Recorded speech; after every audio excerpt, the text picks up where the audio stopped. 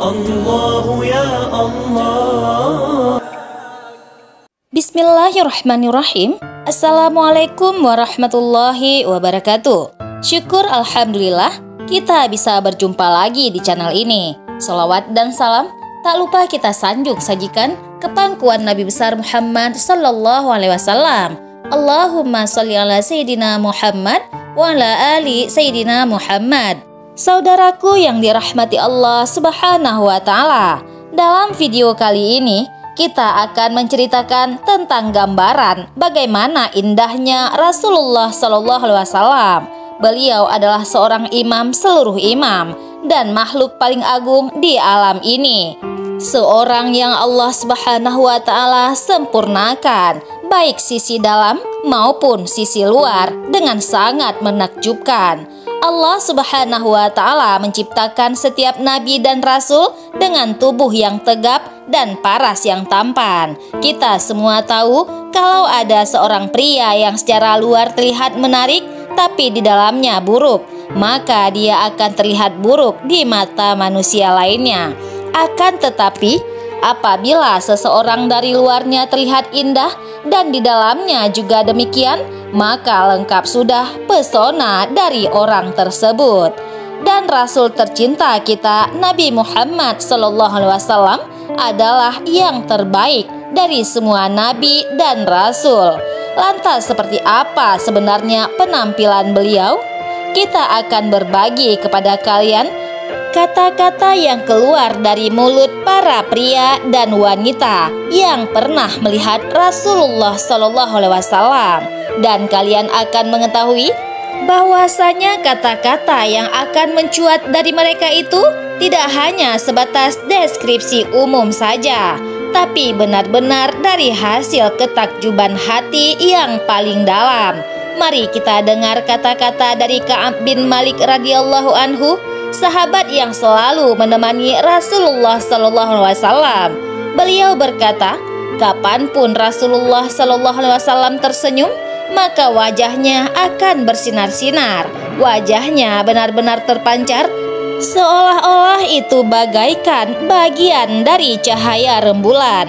Abu Hurairah radhiyallahu anhu, dia juga berkata, tubuh Rasulullah SAW itu putih yang sempurna, dan itu hampir seolah-olah kalau Allah Subhanahu wa Ta'ala menciptakan beliau dari perak. Jabir bin Samurah radhiyallahu anhu, ia juga berkata, aku pernah melihat Rasulullah SAW di suatu malam di mana bulan terlihat sempurna dengan langit yang bersih dari awan. Seketika aku pun mulai melihat beliau, lalu aku palingkan pandanganku ke bulan, kemudian aku balikkan pandanganku ke beliau. Pada saat itu beliau mengenakan pakaian berwarna merah. Dari situ aku berakhir dengan sebuah kesimpulan bahwasanya orang itu jauh lebih indah daripada rembulan. Bagaimana dengan gambaran dari Al-Barra radhiyallahu anhu? Beliau berkata, Rasulullah SAW adalah sosok bentuk manusia yang sempurna, yang berarti tidak terlalu tinggi, tidak terlalu pendek, tidak terlalu gemuk, tidak terlalu kurus, benar-benar tubuh yang sempurna. Dan aku telah melihat beliau mengenakan pakaian berwarna merah. Seumur hidupku, aku belum pernah melihat apapun yang lebih indah daripada beliau. Seseorang yang berwajah seperti bulan, warnanya digambarkan bagaikan bulan panen putih, seperti vanila dengan warna kemerahan di pipinya. Seseorang yang bola matanya sangat gelap dan bagian putih dari matanya sangatlah putih. Jadi ketika dia melihat sekelilingnya, kamu akan tahu kalau dia sedang melihatmu. Seseorang yang mempunyai mulut yang sempurna, jadi ketika beliau berbicara, kata-katanya jelas dan fasih, tidak terdapat ambigu dalam setiap ucapannya. Alisnya melengkung halus dan bulu matanya panjang dan lentik, dan rambutnya sampai menyentuh daun telinga, terkadang sampai ke bahu. Benar-benar sosok pria yang sempurna. Anas bin Malik radhiyallahu anhu yang sudah melayani beliau selama 10 tahun. Anda mau tahu gambaran akan Rasulullah Sallallahu Alaihi Wasallam darinya? Ya, dia berkata, dalam hidupku, aku belum pernah merasakan sutra atau brokat apapun yang lebih lembut daripada telapak tangan Rasulullah Sallallahu Alaihi Wasallam. Dan dalam hidupku, aku belum pernah mencium sebuah aroma yang lebih harum dari aroma tubuh Rasulullah Sallallahu Alaihi Wasallam. Jabir radhiyallahu anhu, salah satu sahabat termuda, berkata, setiap kali Rasulullah Sallallahu Alaihi Wasallam keluar dari masjid, para anak-anak akan berlari ke beliau. Satu persatu mereka mencium tangan Rasulullah Sallallahu Alaihi Wasallam yang harum, dan Rasul pun mengusapkan tangannya di wajah mereka. Jabir radhiyallahu anhu berkata, aku juga menunggu untuk mendapatkan giliran itu, dan beliau mengusapkan tangannya ke seluruh wajahku.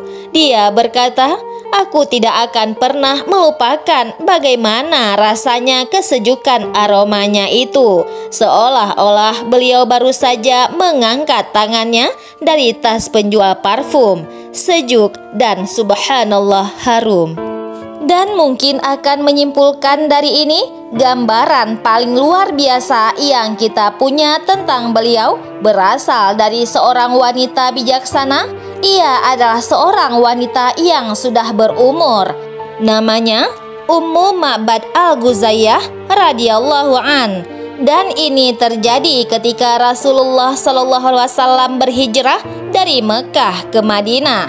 Pada saat itu, Mekah benar-benar menolak ajaran Islam. Akan tetapi, Rasulullah Sallallahu Alaihi Wasallam tidak tinggal diam dan pasrah. Beliau akan terus berusaha mencari sebuah tempat untuk dapat menegakkan agama Islam. Tidak ada rintangan yang sedemikian besar bagi seorang muslim ketika Allah Subhanahu wa Ta'ala adalah Tuhannya. Untuk itu, beliau pun memutuskan untuk berhijrah secara diam-diam dari Mekah ke Madinah. Dan perlu diketahui bahwa saat itu tidak ada yang menemani beliau kecuali Abu Bakar As-Siddiq radhiyallahu anhu dan seorang non-muslim, Abdullah. Dan pada saat itu mereka butuh persediaan, mereka butuh makan, mereka butuh minum, sesuatu yang dapat membantu musafir melanjutkan perjalanannya. Kemudian mereka menemukan sebuah tenda di tengah gurun dan mereka pun bertemu dengan seorang wanita tua bernama Ummu Ma'bad, seorang wanita kuat yang bergenang membantu para musafir. Wahai Ummu Ma'bad, apakah kamu dapat membantu kami? Dia berkata, aku tidak punya apapun untuk aku tawarkan kepada kalian hari ini. Tidak lama seekor domba di belakang tenda mengalihkan perhatian baginda tercinta Rasulullah Sallallahu Alaihi Wasallam. Beliau berkata, bagaimana dengan seekor domba yang aku lihat di balik tenda? Dia berkata, itu adalah domba yang sangat lemah. Alasan domba itu di sini karena ia terlalu lemah untuk pergi dan merumput. Domba itu tidak mempunyai susu dan sudah kering sejak beberapa tahun yang lalu. Kemudian Rasulullah Sallallahu Alaihi Wasallam berkata, bolehkah aku ke sana? Ia berkata, iya, silahkan. Lalu beliau pun masuk ke dalam dan wanita itu benar-benar mengamatinya, mendokumentasikannya, dan kagum. Kemudian beliau berlutut di depan si domba dan beliau pun mulai berdoa kepada Allah Subhanahu wa Ta'ala. Dan secara tiba-tiba ambing domba tersebut mulai membesar dan dipenuhi dengan susu. Subhanallah. Rasulullah Sallallahu Alaihi Wasallam pun langsung memerahnya dan orang pertama yang meminumnya ialah Ummu Ma'bad. Kemudian ia memberikannya kepada rekan-rekannya untuk si non-muslim dan beliau meninggalkan banyak sekali susu di rumah itu. Barulah beliau yang terakhir meminumnya. Melihat itu semua, wanita tadi kemudian mengambil sumpah setia dan bersyahadat. Dia pun sadar akan siapa pria yang ada di depannya itu. Rasulullah dan rombongannya kemudian melanjutkan perjalanan ke Madinah.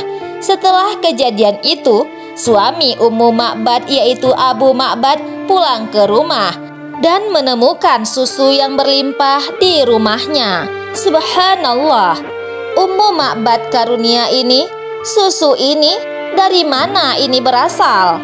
Ummu Ma'bad pun berkata, tidak, itu dari Allah. Seorang pria yang sangat diberkati datang pada hari ini. Abu Ma'bad pun berkata, berikan aku gambaran tentang orang itu, wahai Ummu Ma'bad. Ummu Ma'bad pun berkata, aku seorang pria dengan penampilan yang bercahaya. Cahaya yang terpancar dari wajahnya sempurna pada tubuhnya. Ia tidak dihiasi dengan perut buncit. Dia pun juga tidak mempunyai kepala yang terlalu kecil, melainkan dia adalah seorang pria yang sangat tampan. Bola matanya sangat gelap dan bulu matanya sangatlah panjang, dan suaranya serak. Rambutnya memanjang sampai lehernya dan jenggotnya penuh. Dia berkata, alisnya melengkung dengan halus. Ummu Ma'bad berkata lagi, ketika beliau diam, beliau terlihat sangat elegan. Tetapi ketika dia berbicara, dia diliputi oleh keagungan dan kemegahan. Dia adalah pria yang paling tampan dan terindah dari kejauhan, tapi paling manis dan lemah lembut dari dekat. Dan ucapannya sangat bagus, sangat jelas. Kamu tidak akan berpikir kalau ucapannya itu terlalu panjang atau terlalu pendek. Ucapannya bagaikan mutiara yang berjatuhan, mengalir dari sungai. Seorang pria dengan tubuh sempurna, kamu tidak akan berpikir kalau dia terlalu tinggi atau terlalu pendek. Seperti melihat 3 ranting yang indah, tapi dialah yang paling indah dan memancarkan di antara yang lain. Kemudian Ummu Ma'bad menutupnya dengan berkata, dia punya para sahabat yang mengelilinginya. Apabila beliau menginstruksikan sesuatu, mereka bergegas dan memenuhinya. Ketika dia berbicara, mereka memperhatikan setiap kata yang terucap darinya. Dia dilayani dengan baik dan ditemui banyak orang, dan aku tidak pernah melihatnya mengerutkan dahinya sekalipun atau mengabaikan siapapun dalam setiap pertemuan. Kemudian setelah mendengar semua itu, Abu Ma'bad berkata, La ilaha illallah. Dia berkata, wahai Ummu Ma'bad, dia adalah pria yang pernah kita dengar tentangnya di Mekah, yang mengakui sebagai seorang nabi. Sudah jadi niatku untuk pergi menemuinya, dan aku pun juga berniat untuk melakukan hal yang sama kepada beliau selagi aku masih diberi kekuatan. Dan itulah sedikit gambaran tentang keindahan Rasulullah Shallallahu Alaihi Wasallam. Semoga bisa menambah wawasan pengetahuan kita, juga cinta kita kepada Rasulullah Shallallahu Alaihi Wasallam. Semoga Allah mempertemukan kita dengan Rasulullah Shallallahu Alaihi Wasallam dan kita mendapatkan syafaat darinya kelak. Wallahu a'lam bishawab. Wassalamualaikum warahmatullahi wabarakatuh.